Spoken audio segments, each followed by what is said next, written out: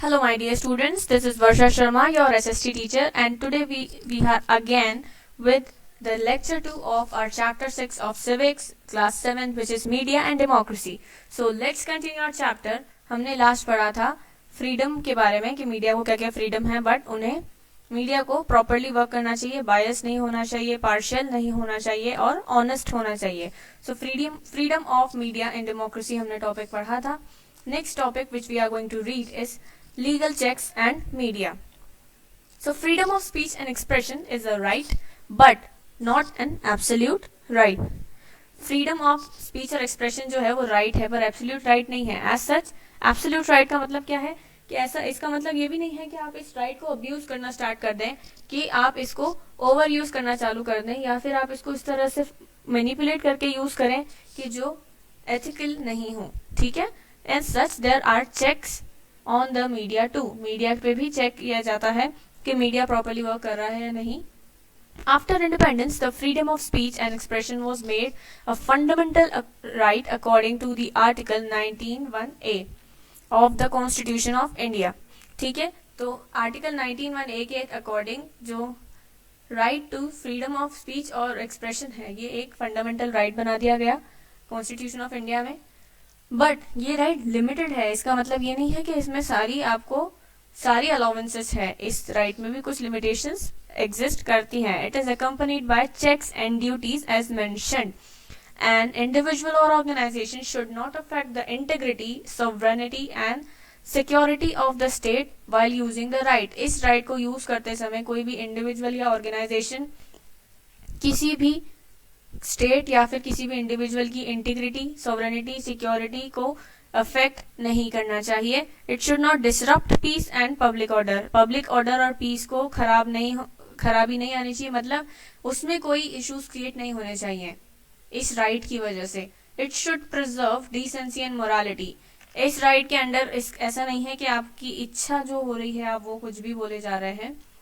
Right although आपके पास right to freedom है कि आप फ्रीडम ऑफ स्पीच और एक्सप्रेशन का राइट है, बट इसका मतलब ये नहीं है आप कुछ भी बोल सकते हैं. You should be decent and you should have some morality while speaking और while using this right. Relation with foreign state should not be negatively impacted. किसी भी कंट्री या स्टेट के जो फॉरेन स्टेट से रिलेशंस हैं उनको नेगेटिवली इम्पैक्ट नहीं किया जाना चाहिए. उनका इम्पैक्ट नेगेटिव नहीं होना चाहिए. उनको नेगेटिवली लेना नहीं चाहिए. ठीक है. Indian media needs to make its programs educational along with providing entertainment. Indian media के लिए एक important जो चीज़ उनको कंसिडर करनी चाहिए वो ये चीज़ है कि उनके जो प्रोग्राम्स हैं वो एजुकेशनल होने चाहिए एंटरटेनमेंट होने के साथ साथ. अगर हम इस चार्ट को, इस टेबल को पढ़ें, जो ये ब्लू कलर की टेबल है, इसमें मेंशन है a glimpse of legal checks on Indian media. RNI Registrar of Newspaper for India was formed in 1956. ठीक है. All newspapers have to be certified from RNI. इस रूल के तहत जितने भी न्यूज़पेपर्स हैं वो RNI से सर्टिफाइड होने चाहिए. 1962 में as radio and television became popular, the broadcasting code was adopted. This code emphasized and ensured that presentation of news that was fair and unbiased. इस कोड के तहत जो न्यूज प्रेजेंटेशन है अनबायस्ड होना चाहिए, फेयर होना चाहिए, करेक्ट होना चाहिए. Education, culture, communal harmony, religious tolerance and international understanding were to be promoted. ये सारी चीजें प्रमोट की जानी चाहिए थी.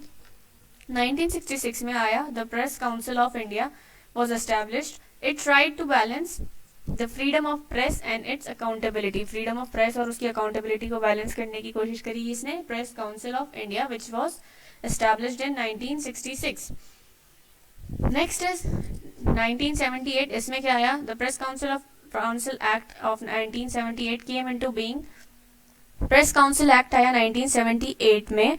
इसमें एक मैकेनिज्म क्रिएट किया गया for handling complaints against the press for violation of ethics and the violation of freedom of press. 1995 में cable television networks regulation act was passed. कौन सा एक्ट पास हुआ? Cable television networks regulation act. It was passed in 1995. 1995 में ये act pass हुआ. It made registration of cable operators mandatory. It also made a code which all programs should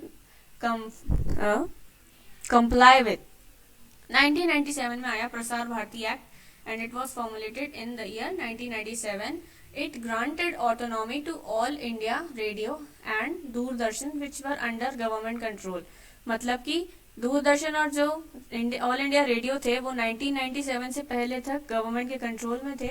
1997 में प्रसार Bharati act आया जिसने दूरदर्शन को और ऑल इंडिया रेडियो को ऑटोनॉमस बॉडी बना दिया. मतलब अब वो खुद के जो उनके टर्म्स हैं उस पर वर्क कर सकते हैं. उनको गवर्नमेंटल टर्म्स, सारे गवर्नमेंटल टर्म्स फॉलो करने की जरूरत नहीं है. ठीक है. So our next topic is right to information act which is RTI.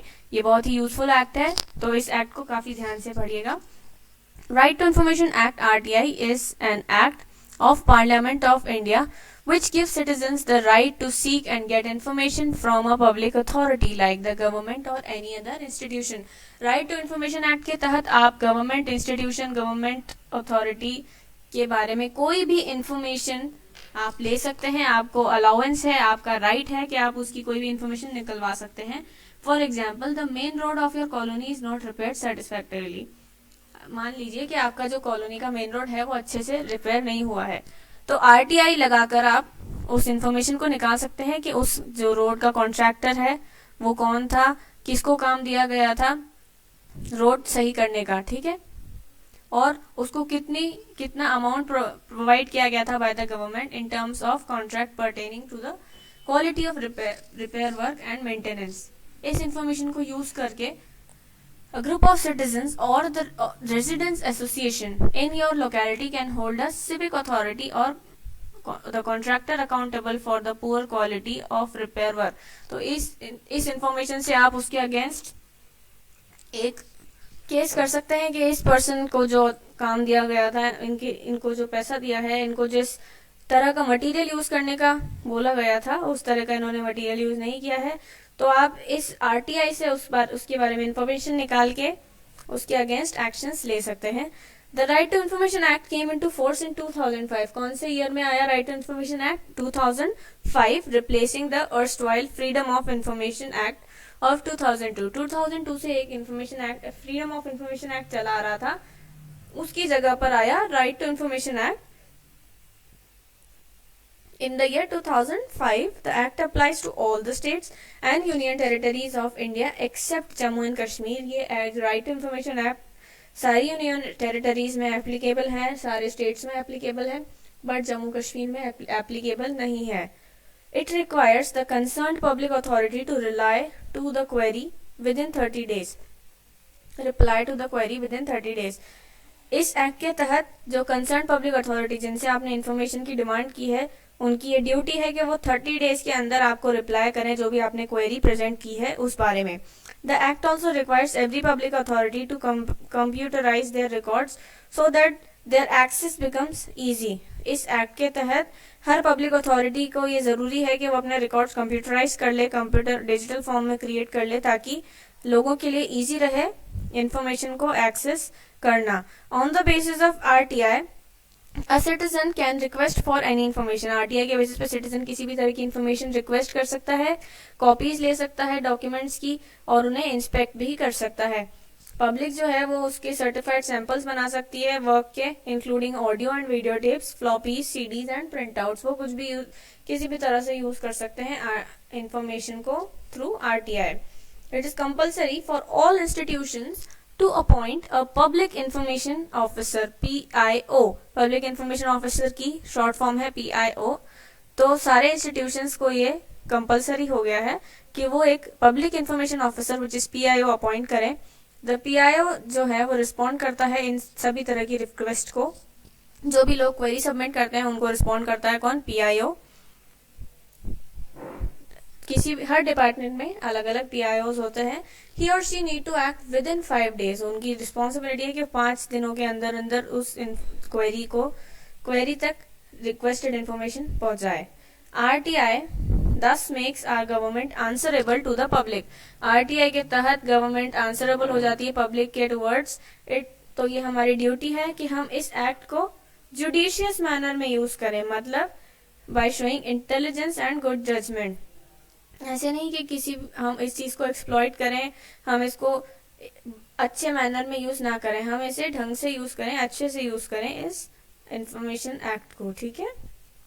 Next है सेंसरशिप। अब मूवीज, टीवी सीरियल्स हम जो देखते हैं या फिर बुक्स पढ़ते हैं, एडवर्टीजमेंट देखते हैं, इवन जो सॉन्ग्स के लिरिक्स होते हैं वो एक अथॉरिटेटिव बॉडी जो सेंसर बोर्ड कहलाती है उससे चेक होकर आते हैं।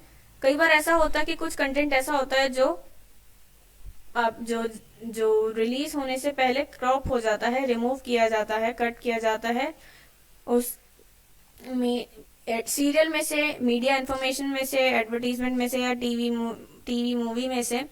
तो इनमें से कई कंटेंट या फिर लिरिक्स में से कुछ कंटेंट हटाया जाता है क्योंकि वो इनअप्रोप्रिएट होता है। जो पब्लिक है उसके लिए इनअप्रोप्रिएट कंटेंट जो भी होता है उस ऑडियंस के लिए वो रिमूव कर दिया जाता है। This act of removal of offensive content और banning of certain materials is called censorship. जो ऑफेंसिव कंटेंट है उसको रिमूव करने के एक्ट को ही सेंसरशिप बोला जाता है। ये देखिए, जो इनअप्रोप्रिएट मटेरियल है उसको रिमूव करने के एक्ट को सेंसरशिप बोला जाता है।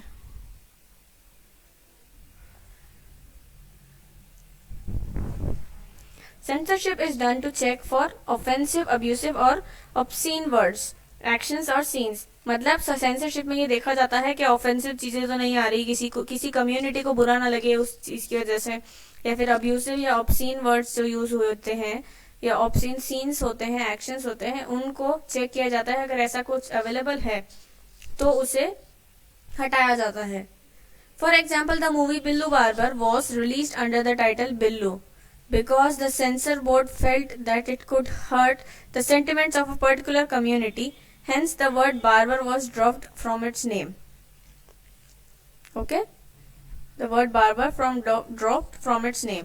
तो जो ये मूवी है बिल्लू बार्बर वो रिलीज की गई थी under the title Billu, because sensor board को ऐसा लगा कि अगर इसका नाम बिल्लू बार्बर रखा जाएगा तो एक सर्टेन कम्युनिटी को अफेक्ट कर सकता है। फॉर एग्जाम्पल, किस कम्युनिटी को अफेक्ट कर सकता है? बार्बर कम्युनिटी को अफेक्ट कर सकता है। इसी वजह से जब ये मूवी रिलीज हुई तो इसके नाम में से बार्बर रिमूव कर दिया गया था और सिर्फ बिल्लू नाम से ये मूवी रिलीज हुई थी, ठीक है। तो इस तरह से सेंसर बोर्ड जो होता है वो मैनेज करता है सारी चीजों को। News is not censored in normal conditions, it is censored in case of an emergency or any other abnormal situation. जो न्यूज है वो नॉर्मल कंडीशन में तो सेंसर नहीं होती, पर अबनॉर्मल सिचुएशंस होती हैं जिसमें ज्यादा क्यास क्रिएट हो रहा है, तो उन सिचुएशंस में न्यूज को भी सेंसर किया जाता है। तो इस सब पूरे चैप्टर से हम क्या कंक्लूड करते हैं कि जो मीडिया है वो केपेबल है सोशल, इकोनॉमिक और पॉलिटिकल चेंजेस को इन्फ्लुएंस करने में। जो हमारे सोशल, इकोनॉमिक, पॉलिटिकल चेंजेस आ रहे हैं उनको इन्फ्लुएंस करने में मीडिया बहुत केपेबल है। ये हेल्प करता है by creating an environment and providing information which may lead to these changes. Media एक एनवायरनमेंट बनाता है इन्फॉर्मेशन का और उसकी वजह से ये चेंजेस आते हैं। मीडिया ने हेल्प किया है काफी सारी चीजों के क्रिएशन में, in creation of concept of global village. Because of media के पॉजिटिव एस्पेक्ट्स हैं तो नेगेटिव एस्पेक्ट्स भी हैं। मीडिया की वजह से ही जो लोग हैं वो आपस में कनेक्टेड है और उनको सारी इंफॉर्मेशन की अवेयरनेस है, सभी चीजों के बारे में अराउंड द वर्ल्ड जो भी चीजें चल रही है उसकी अवेयरनेस हमें किससे मिलती है? मीडिया से ही मिलती है। Information about natural disasters, rescues, terror attacks, education, entertainment etcetera in any part of the world media की वजह से ही आ रहा है। सेकेंड्स में हमारे पास आती है सारी इन्फॉर्मेशन। फॉर एग्जाम्पल, अभी बेसिक सी चीज क्या चल रही है? कोरोना वायरस, कोविड-19। तो कहाँ पर किस तरह से इसके केसेस आ रहे हैं, कहाँ फैल रहा है ये, और इसके लिए हमें क्या प्रिवेंटिव मेजर्स लेने चाहिए, ये सारी चीजें हमें किससे पता चल रही है? मीडिया से पता चल रही है। किसी भी फॉर्म में पता चल रही हो पर मीडिया से पता चल रही है। दैट इज वाई मीडिया एक इम्पॉर्टेंट एस्पेक्ट है हमारी लाइफ का इस टाइम पे। सो मीडिया के पॉजिटिव एस्पेक्ट्स हैं तो नेगेटिव एस्पेक्ट्स भी हैं, बट मीडिया बहुत केपेबल है हमारे एनवायरनमेंट को इन्फ्लुएंस करने में। So that's all about this chapter. Thank you very much students. Go through this chapter and read it properly. It is a very easy chapter. Thank you very much. Keep studying.